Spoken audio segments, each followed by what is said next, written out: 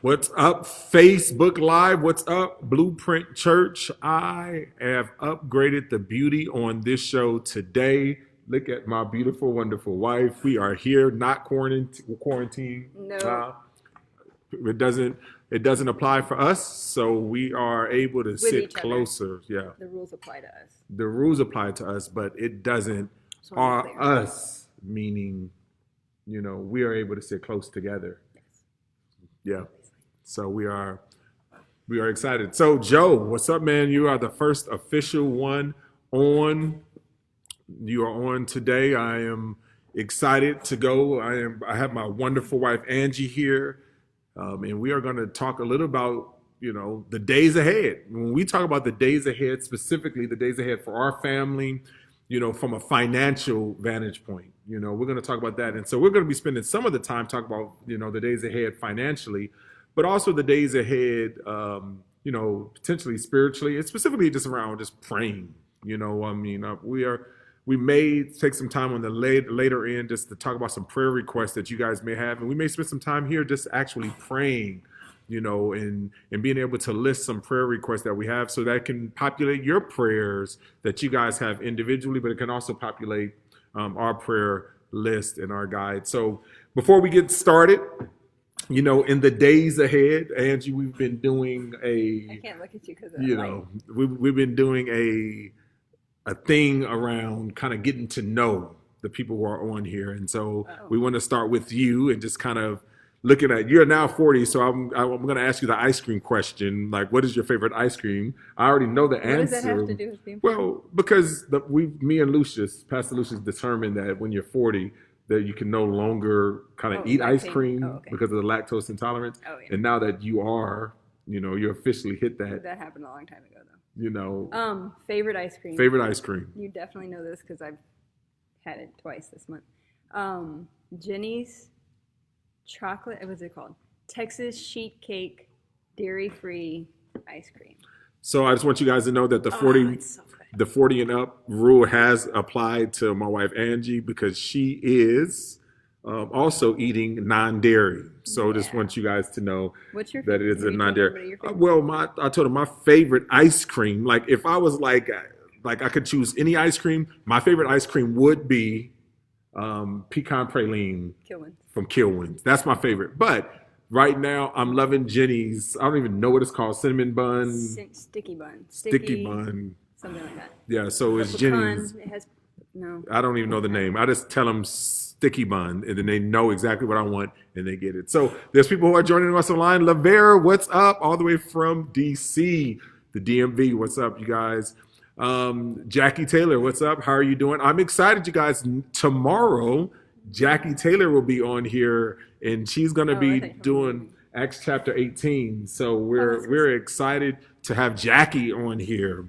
Ange is on here. Ange Hart. Shout out to all my lactose intolerant brothers and sisters. Yes, we are a part of that lactose intolerant crew. So we are there. Chris Toy, what's up, Chris? Holly is on. Haynes, what's up? How are you doing? Matt Bryant. Leah Ritter's on here. What's up, you guys? I hope all is well. Jackie did. Thank you for the clarification. Acts chapter 19. Please don't want to confuse that, Jackie. It's Acts chapter 19. I'm sorry. We are sorry. So again, today, this whole week, we've been theming this idea of the days ahead, with governor reopening our state. And if you guys went out, the people they have accepted that memo.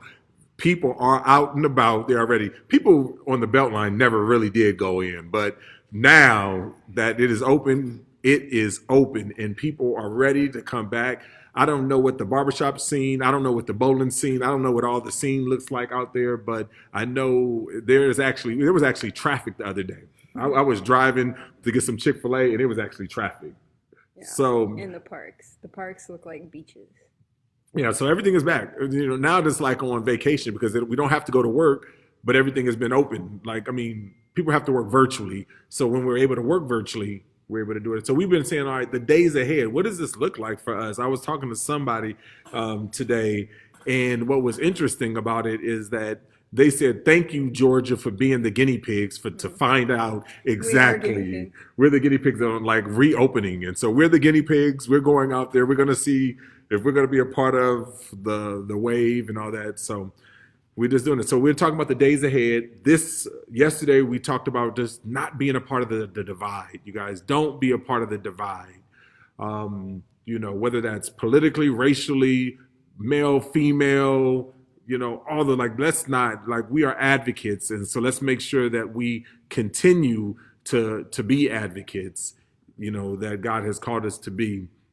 And so, but today we're going to talk about finances, and we're going to get kind of personal, just talking about our specific, finances and some of the things that we are, that we're wrestling with, and some principles that are kind of helping to guide us financially as we think about the days ahead.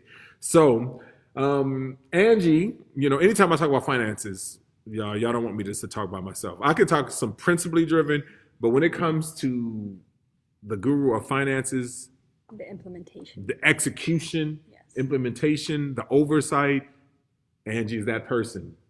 She's that person. She has helped us, just a small testimony about Angie, more so, but that has led our family. We entered into marriage with over $40,000 worth of debt, entered into marriage. I contributed about 90% of that. So we started with that. Angie was able to get us out of debt within 3 years. So just to kind of let you know the type of person we're working with. We didn't make money, so. Yeah, and we were not rich. So I'm just letting you guys know the type of caliber that I have. This is the type of caliber of guests. Not only the beauty of the caliber, but also I'm talking about the caliber of people who know what they're talking about. So, and FYI. the Lord has been so faithful. Yeah, God has been faithful. So faithful, because we could have done all these principles and tragedy. And so these are not principles that we used as it relates to getting out of debt. I'm just telling you the caliber, but these are principles and some things that we're considering as we move into the days ahead moving forward. All right. So I'm going to be quiet. I'm going to let Angie, and please fill in the questions. We want this to be interactive. We want this to be a time where we're able to jump in. So Angie, when you think about COVID-19, the first thing you think about is what?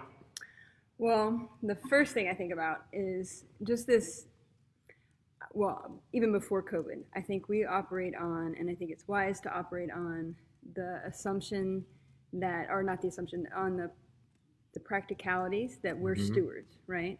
This money is not mine. This is the Lord's. And if any given moment Jesus were to walk in the room and say, hey, where did you spend that money? I would want to be able to show him. Yeah. In the same way that you, as the husband of our family, or the dad and the leader of our family, when you're like, hey, where are we at financially? I want to be able to show you. So spreadsheets mean a lot to me because they articulate that.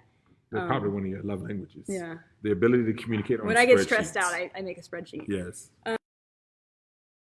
I imagine Christ coming and sitting down, and I can just like, hey, this is what I did.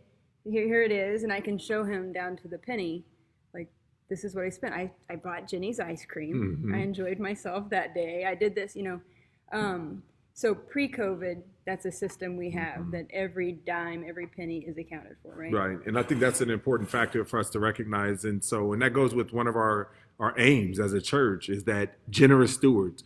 So I think when we talked about that, COVID-19 just gives us another context in order to apply biblical principles. Right. I mean, one of our principles that we have is being a generous steward, that God owns everything and we are his managers, and we are to steward his steward. So when we talked about that, stewardship is not a subcategory of the Christian life. Stewardship is the Christian life. And this is a season and an opportunity that we get a chance to steward our time, our talent, and today we're talking about our treasure for that. So being a generous steward and operating with stewardship principle is the first one. What's second? Yeah. Well, that was leading me up to COVID, because we already have a plan. So if you don't have a budget, you don't have a plan, we can maybe put templates on there later, or if anybody needs help creating something, let me know. So wait a minute, let's stop there. If you need help creating something, let you know. You just threw out that. What does that mean? I'll send you the budget template and walk you through it if you. How do they get in touch with you? I'm assuming somebody. Don't you have like Well, just what? I don't know. What Oh, do you you want me want? to give my email? I don't know. You just made a big request, and you said if anybody needs help, I'm horrible that you at returning phone calls, so I'm not going to do that to myself. can. So What do you guys? ultimately, I'll give you my email. we're just talking now. Oh, no, not just talking. I'll write my email in there. All right, put Angela.Dhati, Dhati, @gmail.com. You can send an email to Angie, and then we will basically. If I don't respond, send me like 3 more. We'll respond. We will respond with at least a template. All right. Yes. So there is a template. This is like we always are fact checking on this. We're always fact checking. We're just good. not throwing out stuff and then. No, I'm willing to help though. Okay, we're willing to help. So everybody needs a budget. All I don't right. think that's a shaming comment. I think that's Everybody just- needs a budget. No, I think reality. that's Okay. good. Stewarding. Where are the Lord's resources going to? Yes. All right. So post-COVID, I think keep giving. That's been every time faithfully the same way that we gave before. I'm continuing to give. We're continuing to give, and I think that's super important. I know the Lord doesn't operate on I did this, so you'll bless me, but I do think that when we're faithful and we're stewarding and we're doing those things that the Lord is, I don't know, He blesses, not in the, you know what I'm trying to say? Mm-hmm. Not in the, you gave me 2, so I'll give you 4 back. Like, not that. That's not what I'm saying. It's not, but I do think that we need to remain faithful and continue to give. Yeah.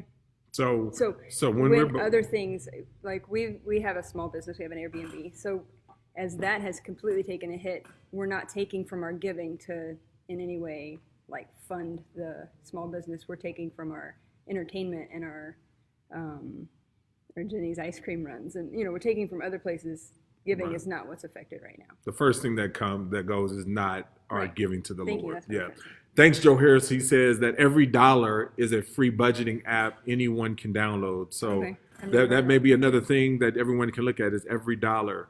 All right. So the first thing is that, again, being a generous steward, not allowing like the things of the Lord. Like this is not a time to go into self-preservation mode. This is a time to be a generous steward, right? This is for us that God gave it all, so that we can be reconciled to Him. So we need to leverage our time, talent, and treasure in the same way as faithful witnesses. All right, what's next? The other thing I'd recommend is taking an account of your losses and your the new expenses, or the things you're not spending right now. For instance, we're not putting kids through AAU right now. There's just no AAU. Which AAU is very expensive. You guys are getting more on us as parents. And speaking of AAU, what's interesting is that AAU and all these sports programs always are talking about how, hey, you're paying now for your future college. Where if I was to save the money, then I would have the money to pay for college. They wouldn't have the experience, though. They wouldn't have the experience. But I'm just letting you guys know, AAU, sports programs, all those things,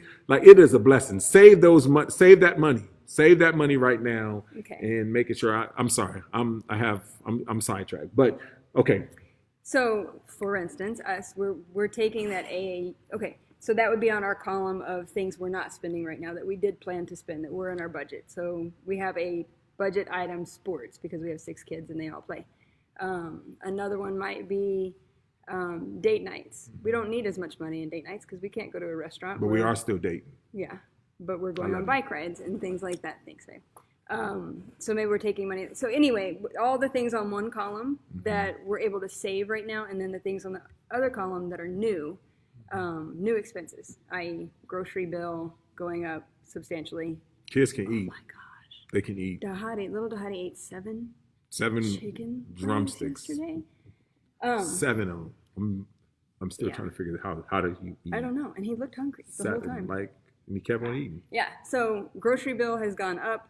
That would be on that column. Another thing on us is, like I said, our Airbnb. We're not making any income on that, so that's on the we need. So I'm making 2 columns so that I can kind of be aware of where we're at, and I'm moving money right now from. We're not doing AAU. AAU can go to groceries, or this can go to, I'm trying to. You kind of made it seem like money laundering. Yeah. You said I'm moving money. Like we're not washing money over there. But I do have, Bank of America loves me because I have they don't really love me. I think I'm an annoyance a little bit. But I have 11 accounts with them, and I have a sports account, and I have Airbnb account. I have it. So all my accounts are like having envelopes at home, but I don't want to have a whole bunch of cash in the house, so they're all in the bank. Yeah. So when I say moving money, I'm moving money from the sports account to the Airbnb account. So does that make sense what I'm saying? So basically, let's kind of start recap. Number one, operate as a generous steward, right? Still have generous steward principles. Number two, continue to faithfully give to your local church. Mm-hmm. If you're a Blueprint member, to Blueprint Church. Don't allow that to be the first thing that goes off. Number three, save what you're not using for your losses, right? So the idea, like when we're talking about we're not spending on AAU, like leverage that, save that, like, don't just kind of say, oh, we got extra money because we're not doing right. Because anytime you have extra money, you spend it like 3 times. Yes. If you don't account for it, you spend it. And that's why you account for every dollar. Because if you have $10 and you're like, you go to the grocery store and you're like, oh, I'll just buy that, I have $10. But by the time throughout your week, you've spent that several times, and that $10 is really now negative. So that idea was save what you're not using and apply it to your losses. Because right now we're probably all facing some increases and some decreases. Mm-hmm. Account for those. Readjust your budget. Yeah. So readjust your budget. So that's the first 3. Number 4. Number 4 is just a practical, any refunds you're getting, for instance, from travel that you couldn't do, or a birthday party that you weren't able to bring to fruition, or like a cruise, or, those type of things. Those are all our examples. There's a lot. Yeah. Like, there's a lot of loss. Let's grieve for a moment. I mean, like, that's sad. Like, there was a lot, like, spring break, summer, KAA. I just realized that my kids are not going anywhere for a week. He made him feel awful. Last night, no, we had this conversation. Stay, and he was like, no, you're going somewhere. We had this conversation last night. And I was just like, for a week, like, KAA was just as much for us as it was for you. Yeah. And they're not going anywhere. So, like, there's a loss that we have. Mm-hmm. Like, that was money well spent. A week away, kids learning about Jesus, and a week to ourselves. We're not having that anymore. Like, so I just had to grieve that moment for a minute. So it's a loss. Yeah, that is definitely a loss. But when you get that money back, my suggestion would be to put that back into the appropriate account. So like DJ didn't get to do his 13th birthday party in the way that we had planned. So I got a refund for that. So rather than putting that just in my checking account and kind of being like, oh, there's surprise money, I'm putting that back into our birthday envelope. So another way of saying it would be pay it forward. Pay it forward. One of the things that that when we look at budgeting, and people always want to try to figure out where's all of my money going, is because we don't pay things forward. Let me just give you an example. Guess what, you guys? Christmas happens every year. It does. Did you guys know that? It happens every year, and it happens around the same time every single year. So what paying it forward basically means is, like, whenever you're doing a budget, kind of figure out, like, who am I going to buy presents for? How much am I going to spend for them? So let's just say I got 10 people I'm going to buy presents for this coming up year, and I'm going to spend an average of $100 on each one of them. It may vary, but I'm going to spend $100 for everyone. Guess what that is? That is what you call $1,000, right? Instead of just going and put it on a card, pay it forward. Pay yourself $100 every month in your budget. So when Christmas comes, guess what? You have $1,000 in the bank to pay for those 10 people that you're spending $100 for. And guess what? You didn't go in debt in order to do that. Man, novel idea. I'm just letting you guys know. These are principles that I didn't know. I did not know any of these principles. These are principles that I learned by being with this wonderful, beautiful woman that I learned about, in the process. But what happens, and that's the reason why we have so many different accounts. That's when we talk about an AAU account and this account, like, because we're paying ourselves forward. So every time AAU, which is a scam, I agree with you, brother, which is a scam, for some reason we still do it. Every year we have money that are saved up in the bank, because not only do I gotta, pay for the AAU, I gotta pay $20-something every single time I go to a game. And then they don't they don't sell healthy foods. They Like don't that, yeah. go buy food. Like it's terrible. Like it's a like okay, we're not talking about that. I'm feeling it. You know what? I don't miss that. That's one of the things I don't miss. I'm just realizing I don't miss the scheming of some of the things that like we spend our money on. Yeah. Like I'm thankful for COVID. Oh. Hey, that's the first. I'm thankful for COVID for one of those reasons. All right. So, but that's one of the reasons why we have multiple accounts. What are some questions that you guys have? We got one more, but start listing some of the questions that you have around finances, money, the days ahead, some just different things some principles that we use. So number 4 is pay it forward. Pay it forward. Pay it forward. You made it so much easier than what I said. Number 5. Number 5 was just the idea of when you get that stipend, or if you get the government. What was it called? The relief fund. Yeah. Let's it's go called with something. It. Okay. Whenever you get that stipend, for us, I have a plan. So fear, like this is a very fearful time, right? Especially for small businesses, and there's threats of losing everything that you've worked hard for. So fear can either paralyze you, or it can cause you to prepare and to plan. Yeah. So, kind of trying to move toward the preparing and planning instead of the paralyzing. One thing that I think could be wise would be taking that money, and what we've done is taking that money and putting it toward one of the accounts, so the Airbnb is covered for the next several months.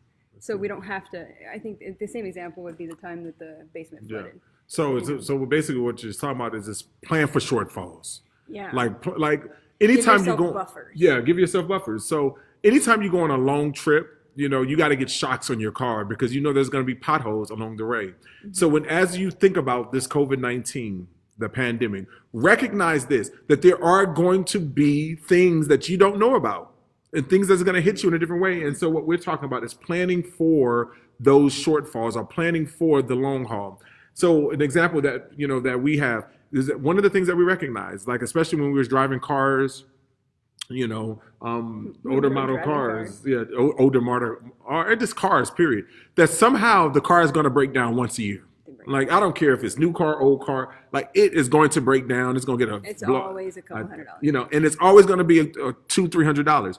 So we have 2 cars, and we have 3 cars now with the teenagers. So basically what we would do is that we would put, $250 away per car per year for just car repairs. So that equals $750. So we're preparing, again, $750 throughout, and we're paying ourselves forward, taking the other principle, what we're preparing. So as we're utilizing money, because even if nothing happens. Yeah, even if nothing happens. So now, and now, guess what? If nothing happens, guess what we just did?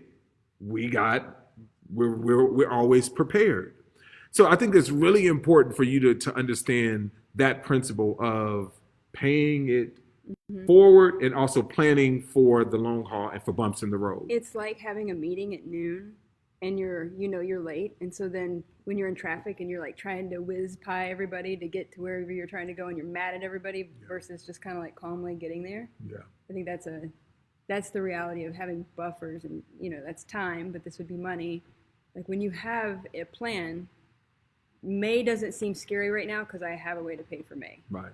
June doesn't sound scary because we're okay. Right. And there's just times like right now we've been really like fearful of our Airbnb. God has provided some ways and so did some things, but we are still preparing because we don't know how long this is going to be.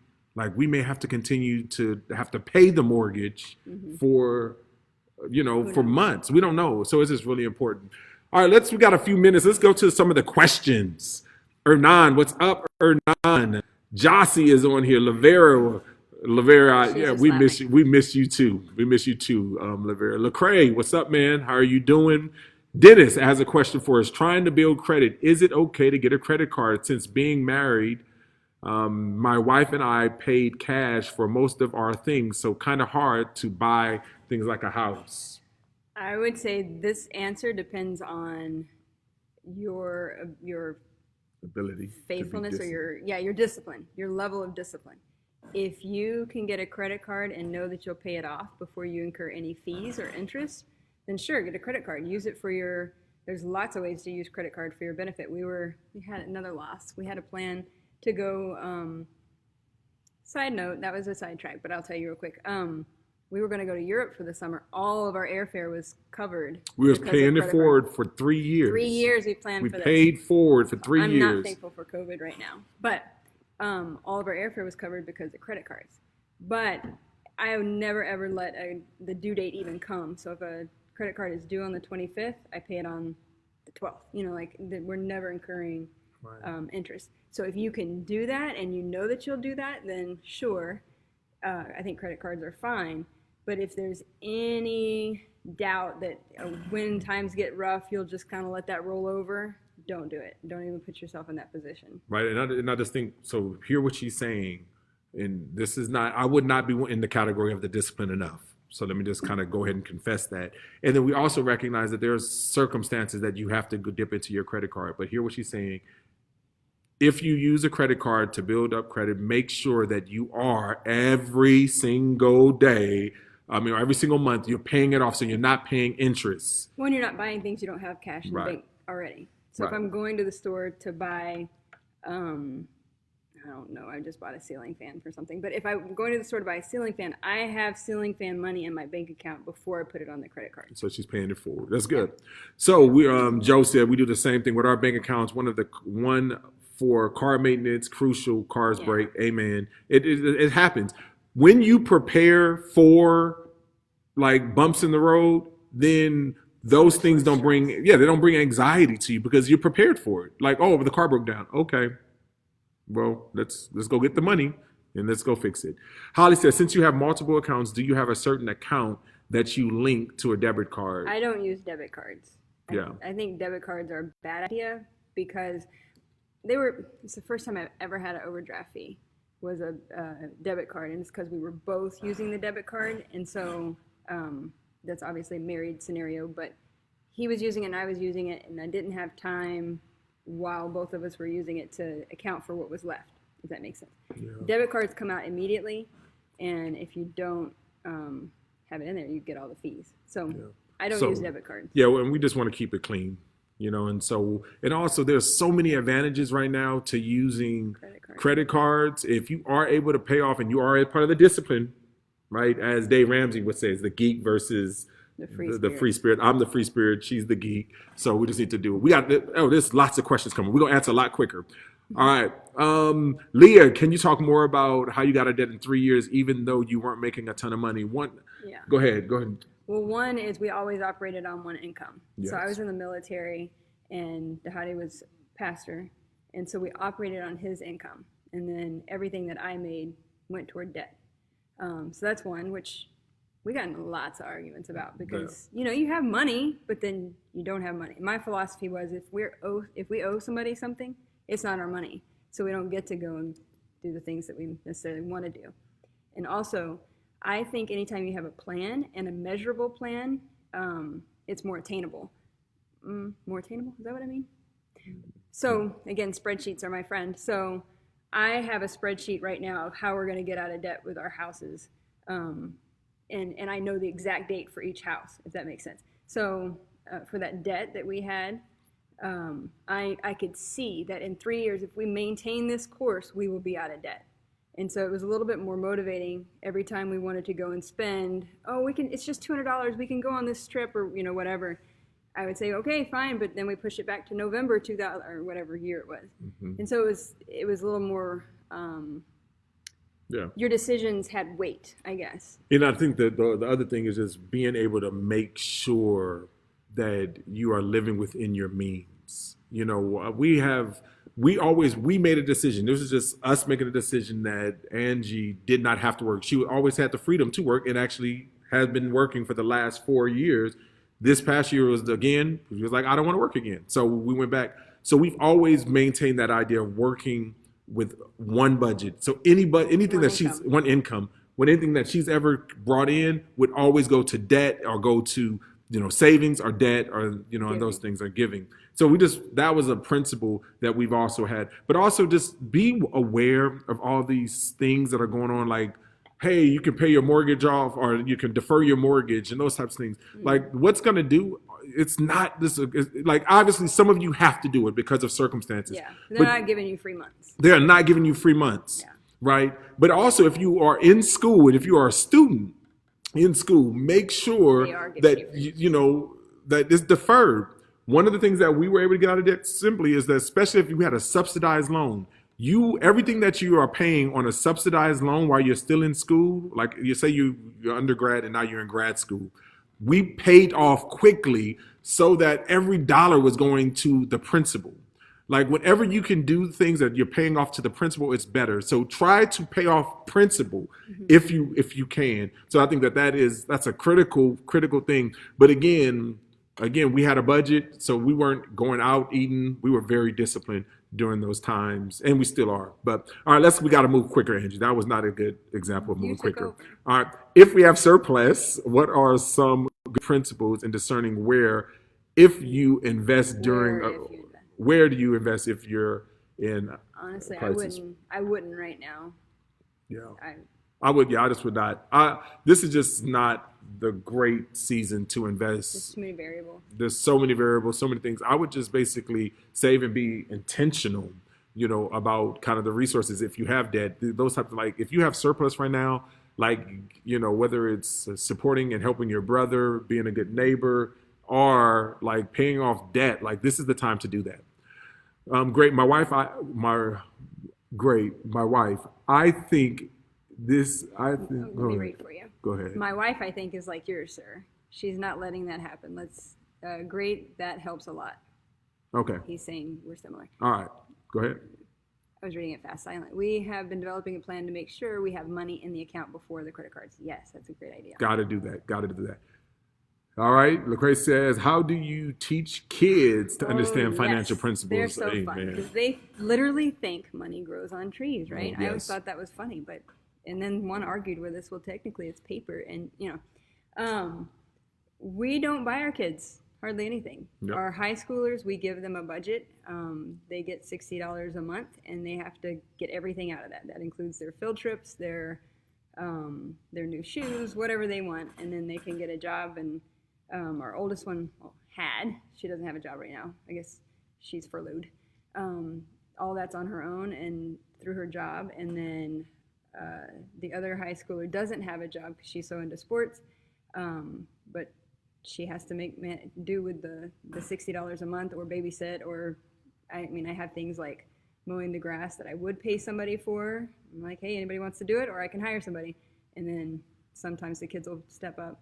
The younger ones, our middle schoolers, we give $10 a week, and that's for doing chores, and it's kind of a blessing / we tell them we're not necessarily paying you to do the chores because you're a part of the family and you need to do the chores, but because we want to bless also. So basically, and also we use peer pressure, because what ends up happening if you have multiple kids, peer pressure does. Because with one kid, they're doing more around the house. So like they go and help mom with Airbnb, or they go and do certain things.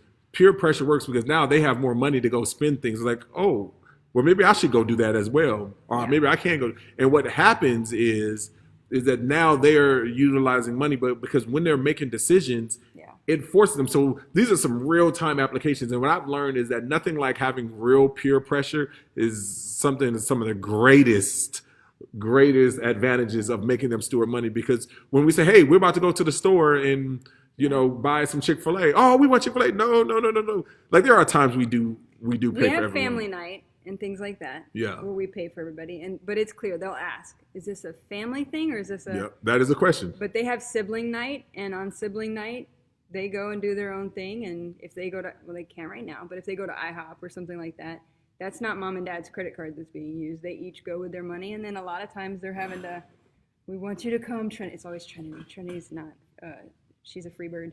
They're like, we want you to come, Trinity. We'll pay for yours, that type of thing. But we don't buy them stuff at the store, and we basically make them pay. So like even things like KAA and all that, like we had them pay a portion of it. So, ultimately, if they value something, we want them to have to count the cost. And we've learned that it teaches delayed gratification. So many times our kids, and we have some of our children, they want it now. But then when something else comes up, we bring them back. We says, hey, remember last time, and so we're taking teachable moments, because what we've learned is that sitting them there and trying to work them through Dave Ramsey's book and all that. It has to be life lessons. It's not working. That's not working. But you can sit there and eat a tub of Jenny's in front of them. Yeah. Can I'll gladly pick you up some. Give me your money. And then not share. It's okay. Yeah. Our kids are soft. Our generation of kids are soft. So we got to start teaching them some real principles. I just want you guys to know it's okay. We're raising some soft kids because we are trying to make up for all the things we did not have. Stop doing it. Stop letting that is true. Let them suffer like we suffered. I don't even know if you suffered. I suffered. My kids are gonna suffer. And we told them, listen, they're not really suffering. They're not suffering. They're first world. They're not buying groceries. First world problems. Yeah, we are way over time. We're supposed to go for 30 minutes. It's now 35 minutes. But hopefully some of these things, we got a chance to answer every questions. We love you guys. We appreciate you every day. Again, we're talking about the days ahead. The governor has reopened the state. We're now talking about the days ahead. What do we do? Yesterday we talked about don't be a part of the divide. Today we're talking about this. Actually, Thursday we're going to be talking about small businesses, for some of you entrepreneurs and stuff like that. So I think that is important. Lavera said, can you do a parenting segment next time? Yeah, we can definitely do one. We can just tell you all of our failures. And Yeah, we can tell you that. We can tell you all of what's not working and what we're trying to do in light of that. So yeah, we'll come back and we'll do a parenting one soon. Tomorrow we got Jackie on. And again, if you have been adversely affected by the coronavirus, finance@blueprintchurch.org. Send an email to finance@blueprintchurch.org. Also, if you want to give, blueprintchurch.org/give. And if you want prayer, blueprintchurch.org/prayer. This is a way that we're just really trying to connect, and, during this COVID-19 pandemic. I think we're in day 40 something, since we've been counting since March 14th. So that's the day that the school system shut down and we all became homeschool parents. So that's just kind of where we are. So, but we love you guys. We'll see you tomorrow, 11 a.m. Love you.